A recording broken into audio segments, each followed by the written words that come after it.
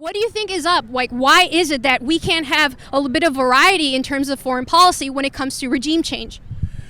I think, unfortunately, as always, the money rules. And so the defense contractors want war, the oil companies want war, and they're huge donors to the politicians, mainly Republicans, but also, unfortunately, a lot of Democrats. And so when people get freed of that corporate influence, like Bernie Sanders has and some progressives have, all of a sudden they're not for war.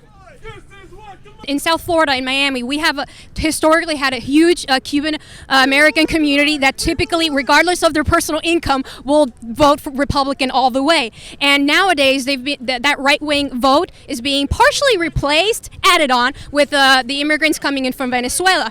And it feels, when you look at the local Hispanic channels, all they talk about, of course, is regime change. Let's get the best candidate that will invade Venezuela and possibly tighten the sanctions against Cuba.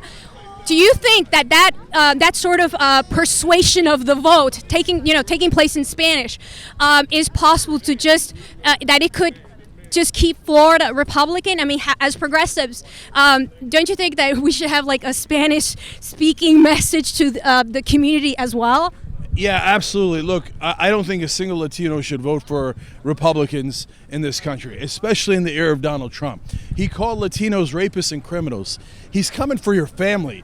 And what are you going to do? You're going to just sit there and take it? So I know the Cubans have a special exemption, and they get to come into this country unlike any other country and unlike any other immigrants.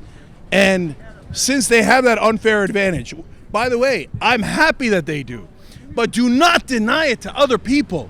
And if you do, I got news for you. You're incredibly selfish and you're not a good person. So if you get offended by that and you say, no, I should have the privilege, but no one else should, well, you're wrong. You're wrong.